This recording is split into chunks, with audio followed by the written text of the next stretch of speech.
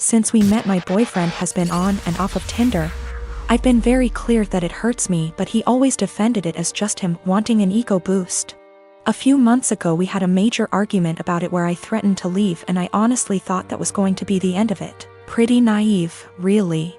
Also, I should note his ex before me left him for this very reason. I feel like an idiot for thinking he'd ever change. Today I woke up and realized he'd been using my phone and his email was logged in. I noticed he'd gotten an email from an app called Hinge. Just to give you an idea of the kind of app this is, the description read: the app that was designed to be deleted. Great. My stomach instantly dropped. I logged into it with his phone number, and he's put up profile pictures of him that I've taken when we've been on days out together. In his description he's got things like, "We'll get along if you like Chinese and have a dog. If you're silly and comfortable and overshare." He's also put in as a strict preference that he wants to be matched with Hindus/Muslims only. I'm white British. I knew something was going on yesterday but wasn't sure what. He was acting differently and it was making me so anxious. He had the nerve to tell me that I must just be hormonal? I think the worst part about it is his reaction to all of this. He heard me crying, acted concerned, and then saw me with his phone. At which point he just took it from me and went back to bed. That was about an hour ago, and the only interaction I've had with him since was him asking me to open the bathroom door. Not to see if I was okay, but because he needed to pee. I'm obviously hurt by the fact that he's on this thing, but I think I'm more shocked by his total lack of guilt or response to me being upset. I'm so angry and there's nothing I can do with it. I'm so embarrassed about the situation I don't want to tell my family/friends how he's treated me. And I can't even talk to him about it because he's refusing to address anything's wrong. He's still in bed. I don't know what to do. He's brought my self-esteem down so much that I feel like I can't be without him, but I know I can't stay in this situation. Should I even bother trying to talk to him, or should I just leave? I've taken screenshots of everything, and initially I was going to send them to his family but thought against it. The thing is, if I just leave there's literally zero consequences for him. He gets what he wants. He gets the freedom to go on random dates with no guilt. It just seems so unfair that I'm the one left heartbroken and he gets to party up. I got myself and my stuff together, packed it in my car and left. It felt impossible. There was a lot of stuff and I was a wreck, but I managed it in the end. Throughout the whole time, he was just in bed pretending to sleep, which made me angry more than anything. I felt like he couldn't care less. We'd been living together for 2 years, but fortunately, in September I decided to get my own student apartment. Obviously, I knew then that things weren't going well, and thank God I made that decision because now I have a place to stay. Whilst I was sat on the driveway in my car ready to leave, I got a text from him saying, "I'm not going to insult you by asking you to stay or to come back, but could you please leave the keys to the house?" I had already left them, but that last dig at me made me so mad and hurt. No apology, no goodbye, just leave the keys. I guess that's my closure. I'm sad that this shit show of a relationship has come to an end, angry that it happened the way it did, but funnily enough, I'm relieved. I can do what I want now and get on top of my self-esteem issues. I'm driving down to see my mom and the rest of the family tomorrow. I haven't seen them since Christmas and I absolutely cannot wait. The anger's still there, but I'm just going to get on with things. I absolutely cannot waste any more energy on that guy. My wife and I have a 2-year-old son and have been married for 4 years. Our anniversary was a month ago and we found a nice, secluded cabin on Airbnb and rented it out for a long weekend getaway. My wife asked her parents if they would be willing to watch our son, and they agreed as long as we dropped him off at their house. That worked for us since it was on our way anyway.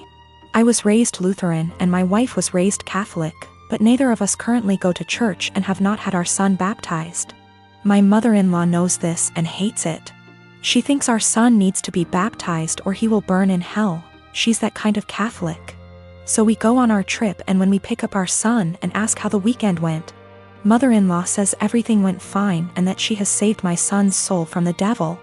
I ask her what she meant and she says she had our son baptized that morning at her church.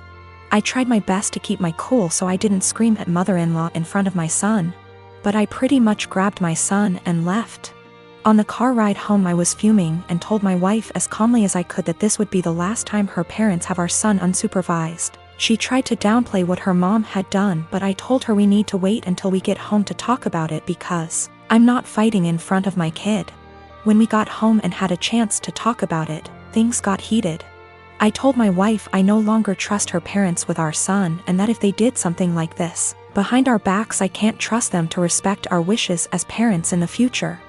I said this was a huge breach of trust and I will forever look at her mom differently. She continued to try to defend her mom, saying that she was only doing what she thought was best for her grandson. She even downplayed it by saying that it's just a little water and a few words and we don't go to church anyway, so what does it matter? I told her that under no circumstances will I allow her parents to watch our son by themselves again. I said that we can still let them see their grandson, but only if we are present.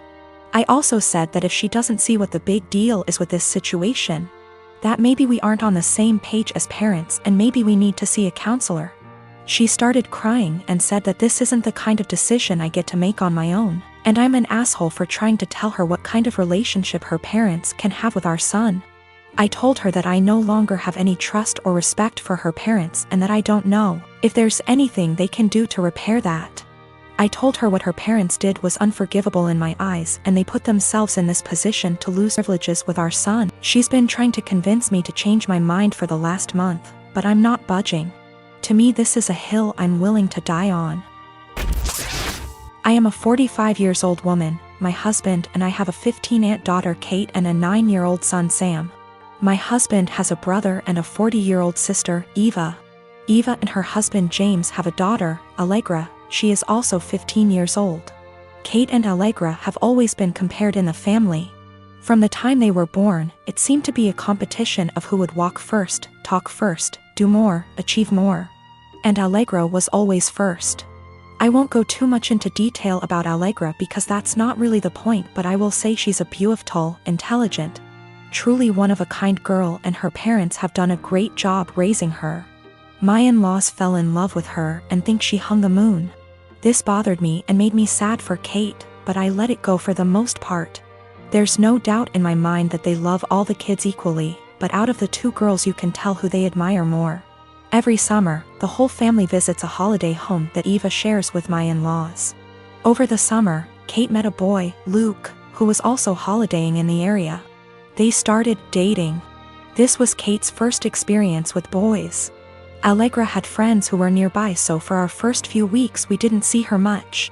About 3/4 of the way through the holiday, Kate invited the boy she'd been seeing to dinner. Allegra was told to come and afterwards she would be going to a party. At the dinner, it was clear that Luke was very attracted to Allegra. After dinner, Luke decided he would go to the party Allegra was going to as he had also been invited.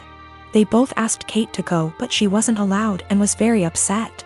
My husband and I felt it was not a safe or appropriate environment at her age. Eva informed us, because she knows we do not allow Kate into these environments, that it was an adult party, where there would be drinking and possibly other things going on. Allegra has grown up in a place where these kind of things are much more normal. And Eva and her husband made the choice to let Allegra live those experiences. From what I know and have seen, she handles it exceptionally and it has not caused any issues. However, it is not the way we have chosen to parent Kate, and so we didn't allow her to go. The next morning, Allegra came downstairs and asked to talk to me and Eva. She said at the party Luke was flirting with her and showed her some messages he'd sent her. We decided we would all talk to Kate. Kate spent the next 2 days miserable. When she finally came out of her room, Kate was caustic and everyone was getting a bit fed up with her attitude. Eventually, my father-in-law jokingly said, "Your mistake was introducing him to Allegra. How did you think that was going to go for you?" My mother-in-law told him off but added that Luke handled it terribly, but the outcome was sort of inevitable. Kate left the table in tears. We managed to get through the rest of the holiday, but when my husband brought up plans for Christmas, Kate refused to go. She said she couldn't bear being ridiculed by her own family and constantly compared to Allegra. After seeing how much this was affecting her, I spoke to my husband and said we shouldn't go. He argued that it would be wrong to let Kate take away time with family just because of a boy. I reminded him that this has been happening since they were born, but he said that we can't shield Kate from every special person in the world. He said he would talk to his parents about their comments, but that we should not set a precedent of letting Kate run away from reality.